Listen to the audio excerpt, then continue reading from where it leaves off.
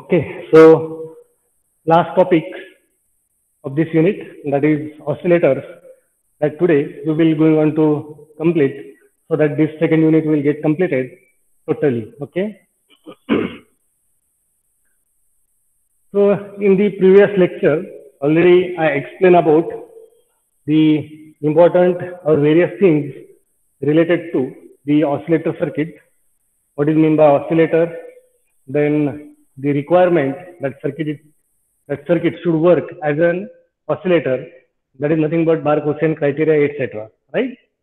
So as per that Bark-Hussein criteria, which is most important, the total phase shift. The first point was the total phase shift around the loop in that circuitry, oscillator circuitry. It should be either 0 degree or 360 degree. Then and then we can call it as a positive feedback. So at this stage, you have to remember oscillator, it works basically on positive feedback and the negative amplifiers that we already studied. That is the first part of this unit. Okay. So see, to satisfy that Bark-Hussein criteria, to have the sustained oscillations, first type of oscillator circuit given in your syllabus or as per your syllabus, it is a phase shift oscillator, right? So many are there. Last time also I explained that oscillators are basically divided depending on the components used. For example, like resistive capacitive or capacitive inductive, that is known as the LC oscillator. Then the oscillators which are designed by using resistors and capacitors are known as a RC oscillators. Then in few oscillator circuits, the crystal is used. Then that oscillators are known as a crystal oscillators. Okay. So again, depending on the type of output waveform, the nature of output waveform, either sinusoidal, then it is known as a sinusoidal oscillator, and non-sinusoidal, for example, like square wave generator or triangular wave generator, etc. That is also known as a oscillator, but that will be under that non-sinusoidal category. Okay. Similarly, depending on the frequency of oscillations, if that oscillators are designed and developed for, we can say, audio frequency range, then it is known as a low frequency oscillator. And for radio frequency range, if the oscillations occur, then it is known as a again we can say high frequency oscillators. Okay. Basically, that low frequency oscillators are designed and developed by using resistive and capacitive network, and high frequency oscillators are designed and developed by using inductive and capacitive. That means LC oscillators are high frequency oscillators, and RC oscillators, that is resistive capacitive type of oscillators, are known as low frequency oscillators. Okay. So as per the syllabus, we will go on to take the first one, that is phase shift oscillator, which is nothing but RC phase shift oscillator. Okay. Now, if you look towards this much part of the given circuitry, you are now well familiar with this. Is it? So what is the shown one in this circle? Am I audible? Yes, sir. Yes, sir. So I am asking about this much part of the shown circuit. Are you familiar with this? What is this?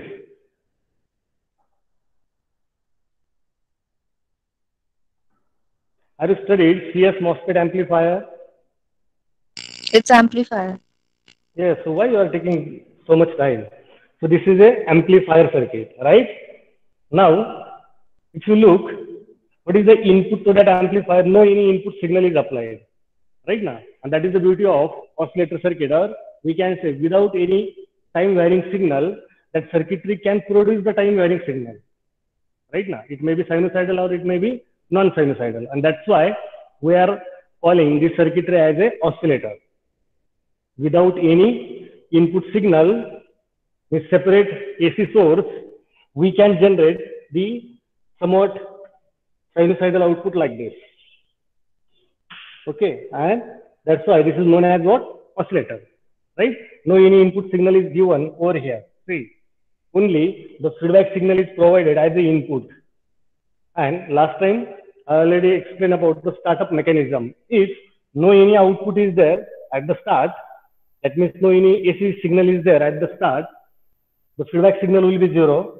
still how this circuitry will going on to produce the sinusoidal output. And that is nothing but startup mechanism. If you can recall that startup mechanism, it is based on what? There are few charge carriers which moves randomly here and there through the biasing components of that amplifier so that it can produce a very small noise signal. That noise signal is time varying signal, and that is sufficient to this amplifier circuit to produce the initial output, right? Then by the feedback factor of this feedback network, see, this is nothing but completely the feedback network now, which is a combination of multiple capacitor and resistor as shown. So this is a feedback network, right? Having its feedback factor as a beta.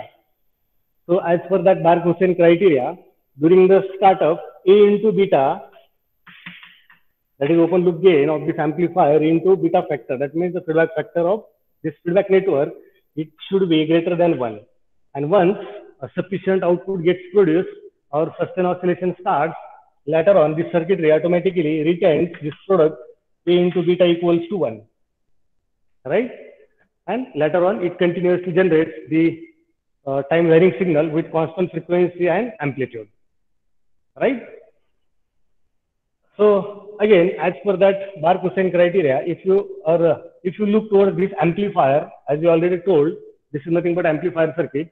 Whatever feedback signal will be there, right? For example, if the feedback signal is like this, somewhat sine wave, according to your whatever the things you studied in that MOSFET amplifier, what type of signal will be generated over here? Input is feedback signal like this. My question is, what nature of output you will obtain over here as output of amplifier? Will it be in phase or out of phase? This VO will be in phase with this feedback signal or out of phase. Okay, for this shown amplifier circuit, what is the configuration? There are 3 configurations: common source, common drain, common gate. We'll switch to our first unit again. Common source, common drain, and common gate. These 3 are the 3 configurations to that transistor. Out of these 3, for the shown amplifier circuit, it is in common source configuration. And for common source configuration, there is 180 degree phase shift, right? For remaining 2, the phase shift is 0 degree. Okay, so these things already I taught to you. So as the shown amplifier circuit is in CS configuration, there will be 180 degree phase shift between the input feedback signal and the obtained output of that amplifier, right? So according to that Bark-Hussein criteria, the total phase shift, or there should be a positive feedback in oscillator circuit. Positive feedback means what? The output signal and the input signal, there should be 0 degree phase shift, or there should be 360 degree phase shift. But because of CS configuration, as we know, it will go on to produce the 180 degree phase shift, right? That means extra 180, it should get produced in the feedback path, so that the total phase shift, it will become 360 degrees, right? And hence, see, you will observe a combination of that RC network is connected in the same manner. First pair, which is formed by R1C1, it will go on to produce the phase shift of that applied input signal to it by 60 degrees.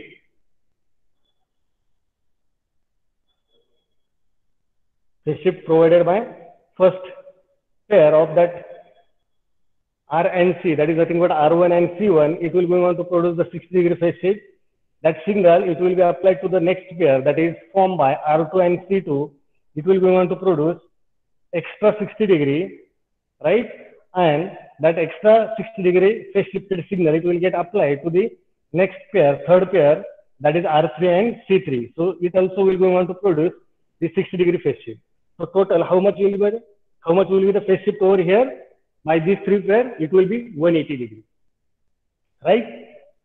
So the obtained output signal after this amplifier, it will get phase shifted by again extra 180 degree by the combination of these 3 pairs of RC network, and hence the available input signal to this amplifier, it will be 360 degree phase shifted. That means the phase shift between that obtained output of that amplifier and the input, that is the feedback signal, it will be by 0 degree phase shift, right? 360 degree means it will be 0 degree, or we can say there will be a positive feedback, right? The values of that RC network, it is almost selected as R1 equals to R2 equals to R3 equals to R. That means all resistors are of same value, and similarly for all capacitors, C1 equals to C2 equals to C3 equals to C, right? That means the capacitors, these three capacitors should be of same value, right? Then the open loop gain of this amplifier, it is almost minimum, it should be of 29. That capital A, it should be of 29, right? And hence that feedback factor, that is beta, it should be of 1 by 29, and hence later on we can say A into beta, that goes to 1, and we can produce the sustained oscillation. Now that produce output sinusoidal signal will have the frequency right now. That means this obtained VO, it will be of sinusoidal in nature, like this. This is nothing but VO. So how much will be the frequency of this obtained output? It will be equals to 1 upon 2 pi RC into under root of 2 into N. There is no derivation in your syllabus, so don't mind about how that FO equals to 1 upon 2 pi RC under root of 2N. So just remember this formula. Here, again one more thing, this capital N written in this formula is nothing but the number of pairs of that RC component. So there are 3 pairs, R1, C1, R2, C2, and R3, C3, right? So that N, if it is taken as 3, then you will have the formula, final formula of that frequency of oscillation as FO equals to 1 upon 2 pi RC under root of 6. That you have to note down. So just take the screenshot for this circuitry as well as for this formula of oscillation. That is FO equals to 1 upon 2 pi RC under root of 6. Is it okay? So we'll switch to the next type of oscillator, and that is nothing but Wien bridge oscillator. You might have heard this word, Wien bridge. Have you heard it? I think it is there up to your first year syllabus.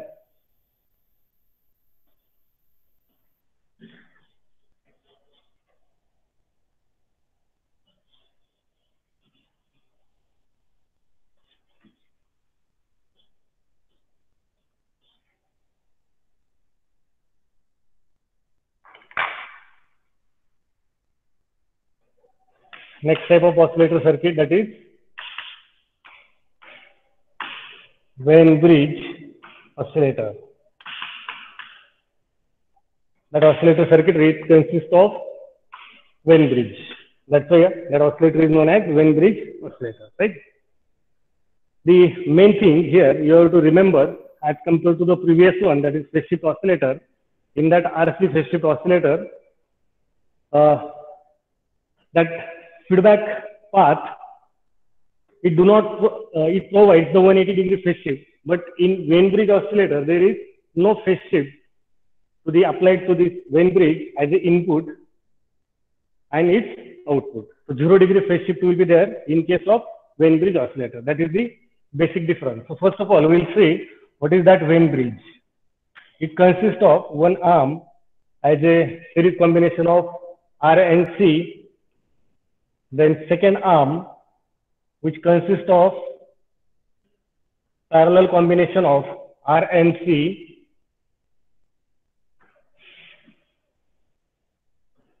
and remaining 2 arms simply resistors.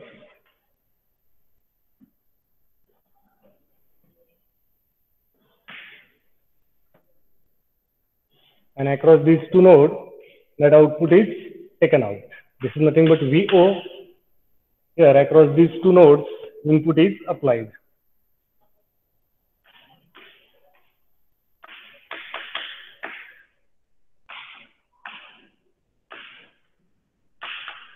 Okay.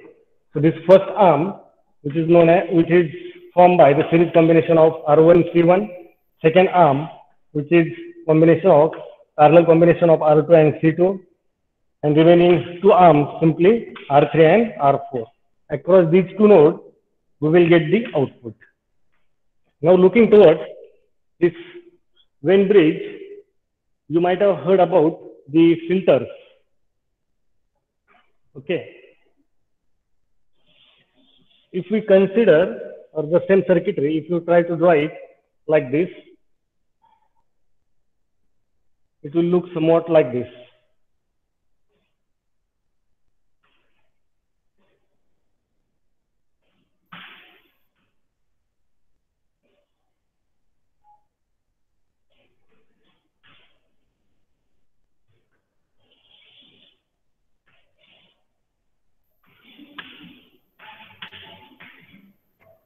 See, if you check, you will observe both diagrams are same. This is nothing but R1 C1 and this is nothing but R2 C2. Okay. So remember, whatever input you will apply over here, for this applied input signal, sinusoidal or any time varying signal, that R1 C1, it will go on to act as a low pass or high pass. As this capacitor is connected in series, remember it will go on to pass only the AC signals, right? So this series combination, it is known as high frequency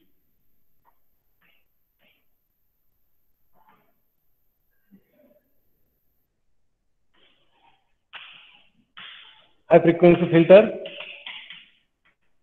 and this parallel combination, it is known as low pass filter or low frequency pass filter. That is shortly it is written as LPF, low pass filter, and this one is high pass filter, right? So after the application of this input signal, what output you will get? That output will be in between. It will not be low pass as well as it will not be high pass.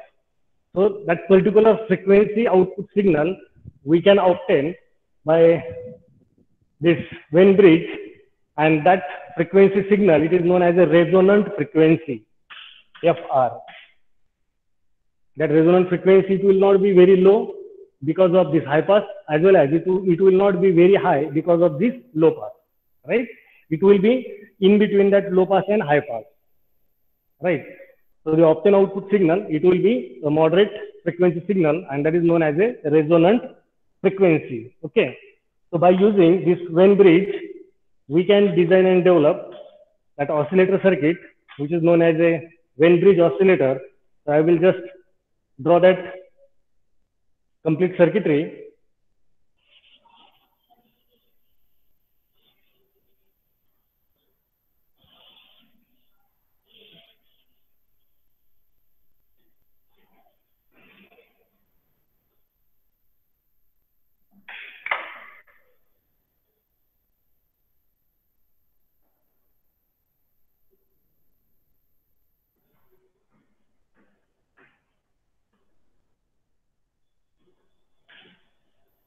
I will prefer here two stages.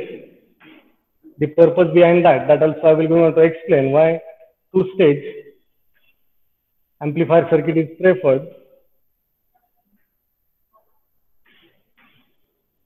to design and develop this Venn bridge oscillator. Okay.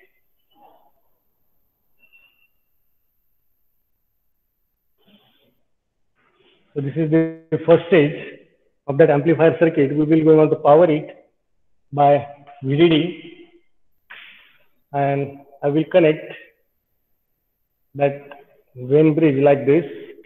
First of all, the series combination of that R1 and C1, then parallel combination of R2 and C2,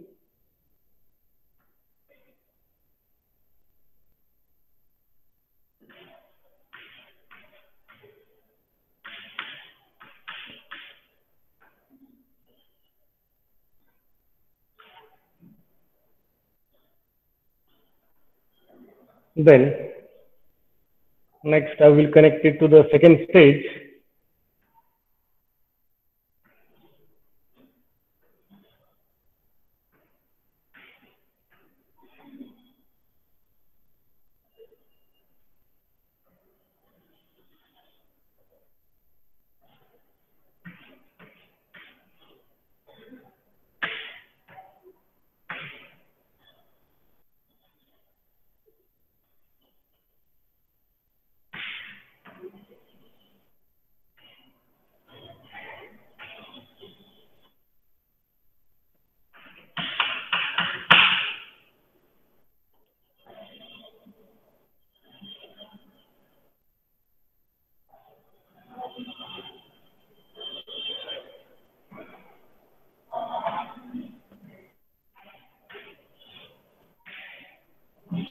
Here we are taking the feedback signal which will be applied as an input to this Venn bridge like this, and its output taken out from this node will be used as an input. Okay.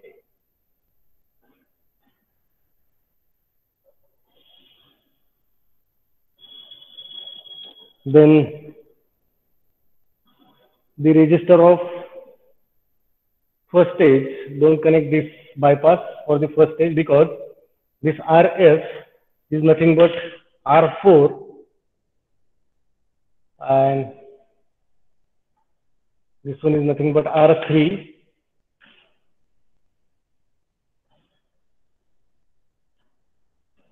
That RS itself is acting as R4 like this. Okay.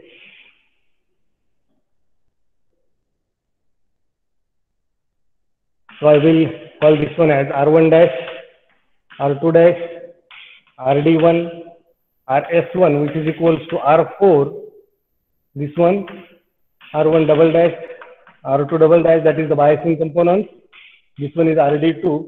This one is RS2 with bypass. And here we will have that output voltage across this RL with somewhat frequency. Okay. So this is the final circuit diagram for this Venn bridge oscillator.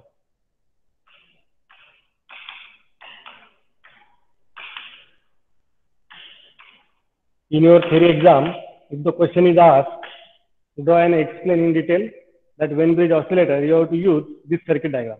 Okay. And what to be written over there or explanation related to this Venn bridge that I will go on to explain now. Okay. Is it okay? Is it visible properly? Yes, sir. Okay.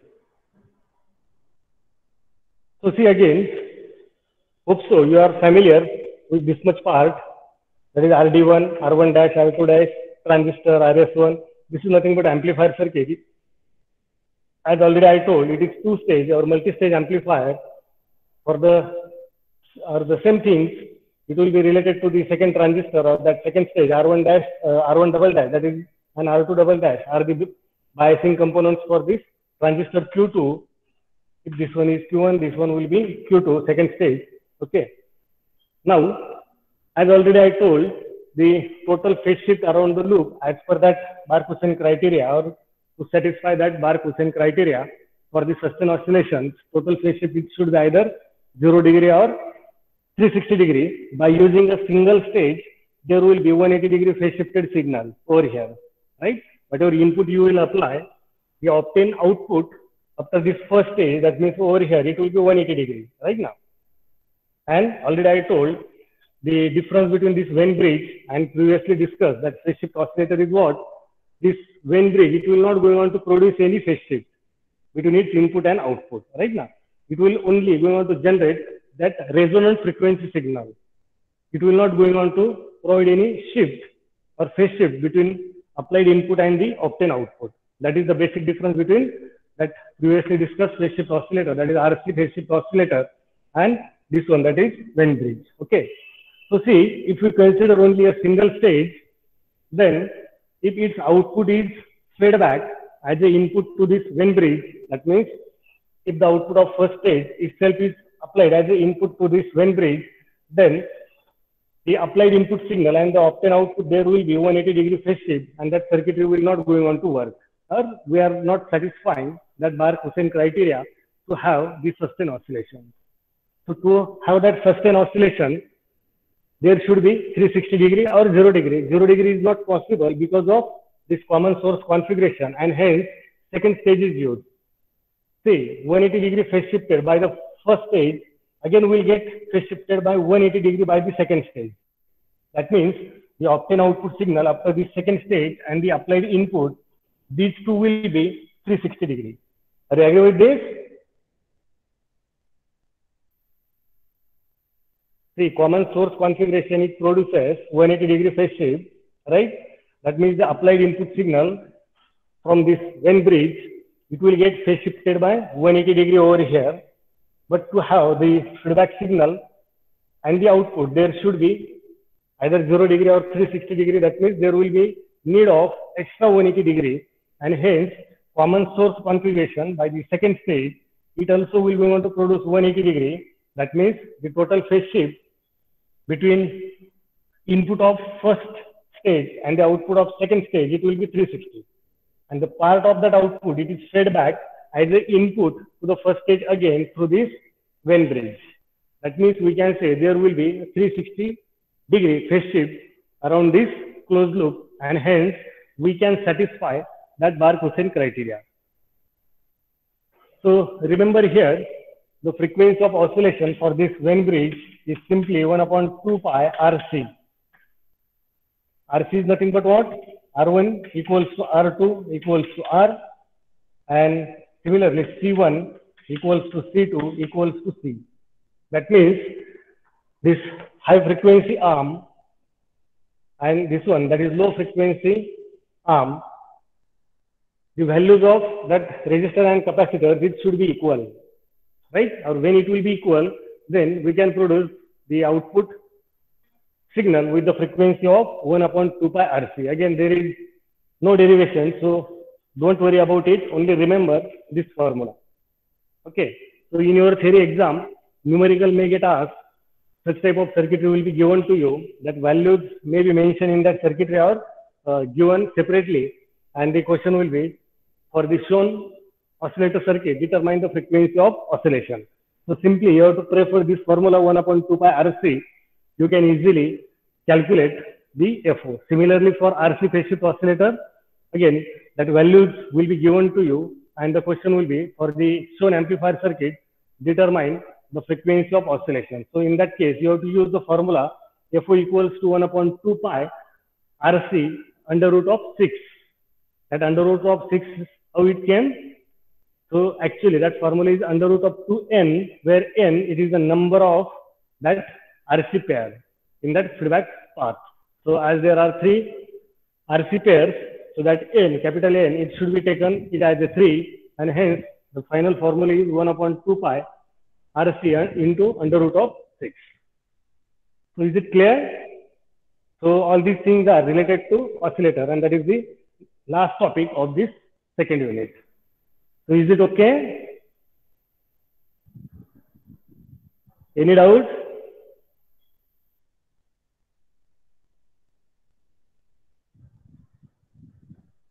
Shall we go ahead?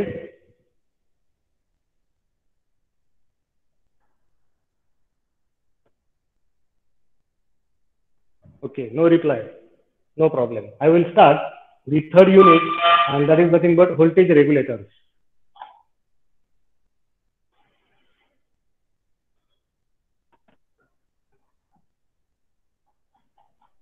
So before starting that third unit, that is nothing but voltage regulators, I will just take the review of your first year syllabus, and that is nothing but rectifiers.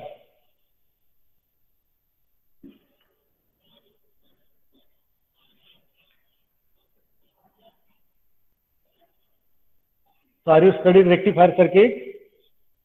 What is rectifier?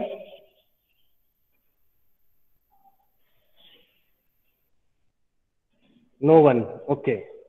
No problem. Rectifier, it is nothing but AC to DC converters. So whatever voltage regulators we will go on to study under this unit, that is related to DC regulators. Okay. So see, basically, what is mean by regulated and unregulated power supply, or why there is need that DC power supply, it should be a regulated DC power supply, right? So before going to that, what is mean by regulated and unregulated, that we will discuss. So to have any DC power supply, if the main source is AC source, then we have to use somewhat rectifier. So that rectifier circuit you are already well familiar. there is one step down transformer to convert that high AC into somewhat low AC signal. So if it is our main supply, that is 230 volt RMS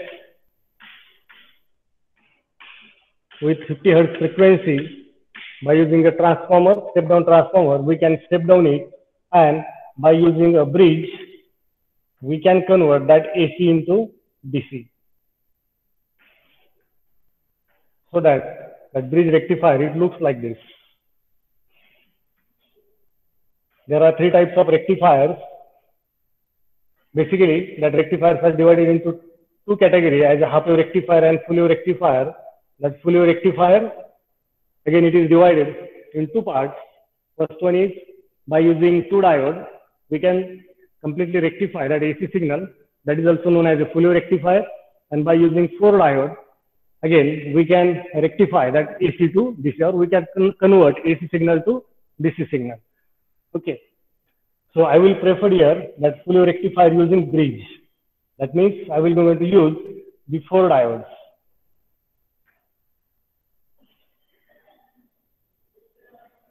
It will be like this, and the output of this circuit, if somewhat load is connected over here directly across that rectifier, then it will be pulsating in nature, pulsating DC in nature.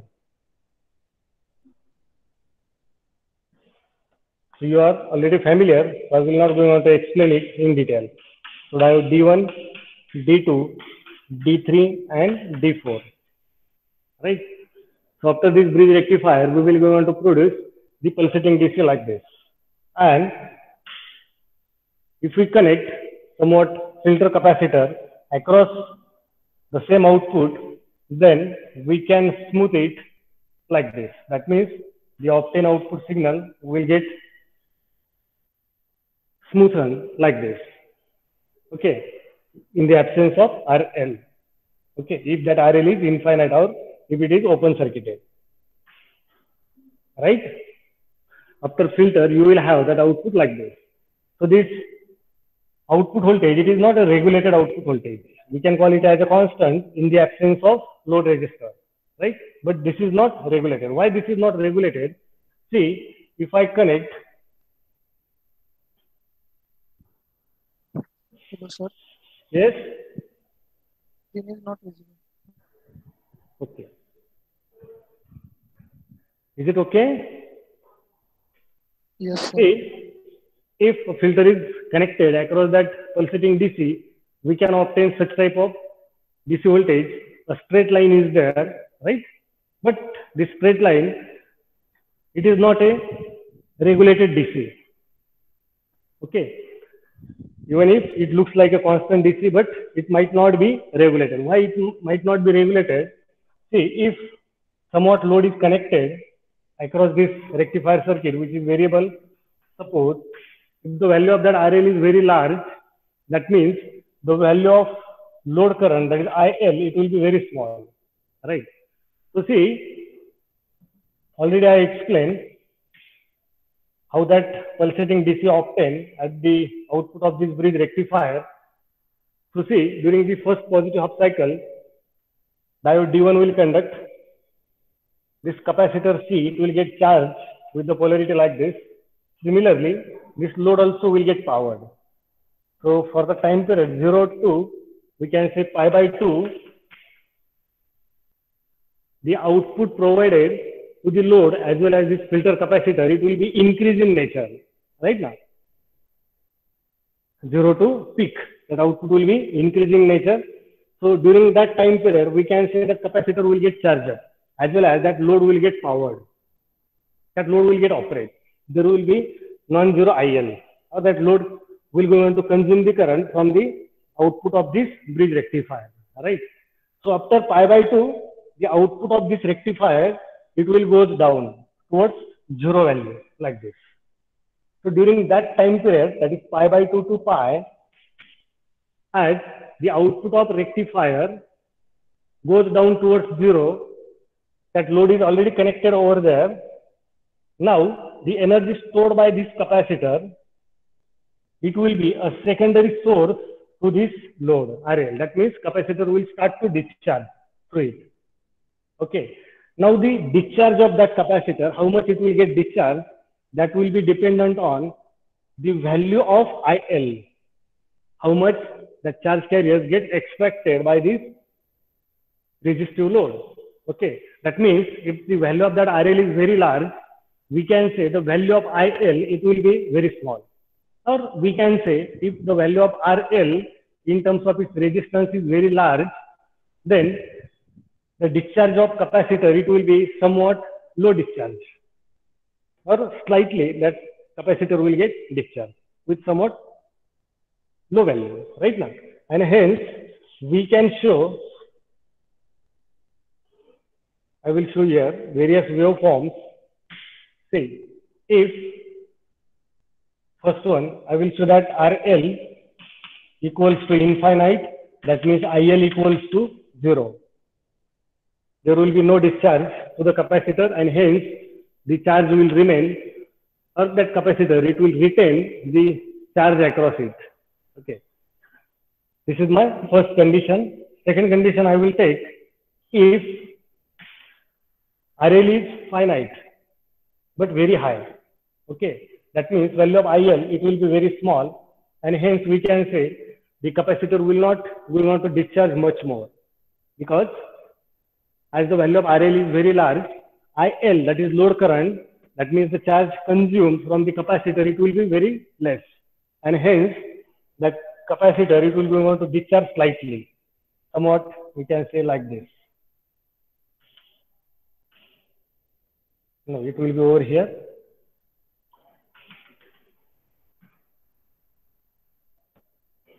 Again, during next positive half, that capacitor will get retained to its original value and again will get discharged like this. So such type of output you will have when RL is equals to very high. That means load current will be very small, right? And last one, I would like to show here, if the value of RL is small, that means IL will be very high and hence capacitor, it will get more discharge through that load like this. The discharge of capacitor will be much more as compared to previous case. Okay. So these three are the conditions. This last one, RL small, therefore IL will be high. Okay.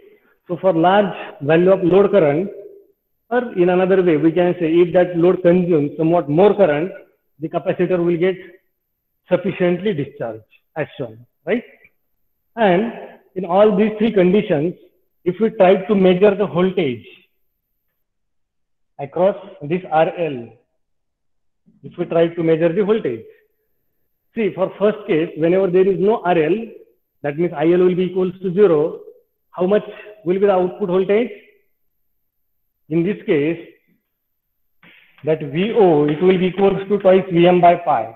This formula you already derived during your first year. That is the average output voltage of the Fourier rectifier. Right now, you might have titled it as VLDC. VLDC equals to twice Vm by pi. This much output voltage we will going to obtain. Okay. For example, if we'll consider here if equals to 12 volts, 12 volt DC. Right now, this straight line, how much will be the amplitude of this straight line? Suppose it is of 12 volts. In second condition, if I connected some load, this RL, but the value of that load I kept somewhat high value, that means the value of current flowing through it, it will be very, very small. Value of IL, it is inversely proportional to value of RL, right now. So here, VO, it will not be equals to 12. It will be, suppose, because see, if DMM is connected, the DMM will going on to measure the average value of this pulsating DC now, right now. And it will not be exactly same as that of previous case. That's why I written that VO, it will not be equals to 12 volt. I will consider this output voltage as 12 volt DC, right? And in third condition, again, the DMM will be going to measure its average value. Again, it will not be equals to 12. Suppose it goes to, for example, 7 volts, right? So see what is happening with this circuitry. If load is not connected, then that circuit provides somewhat large output voltage. And if load is connected, that obtained output voltage it do not remains at its no load condition, or the output voltage obtained during its no load condition. So what happens with the output voltage whenever load gets connected? That output voltage gets decreased. Is it okay? Is it okay? Just say yes or no. Yes, sir. Okay. And such type of power supplies in which by connecting the load that output voltage gets decreased is known as unregulated power supply.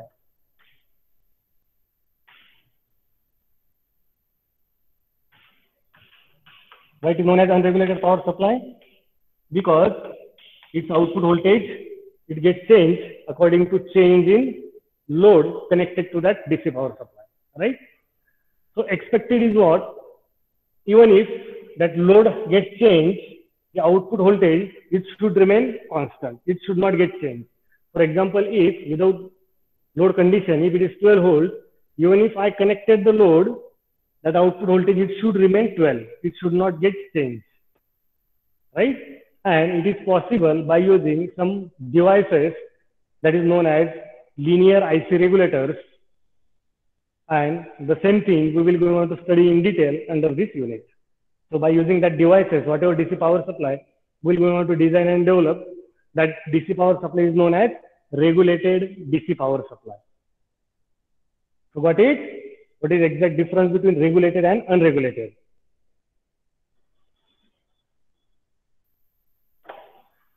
So we'll stop here, and at 1:45 sharply, all you have to join to our EC practical. That remaining previous part of that feedback amplifier, today we will go on to complete, right? I will explain it in detail, and from the next turn, from your side, I will expect the same results. So is it okay? So at 1:45 sharply, you have to join to EC practical. Okay.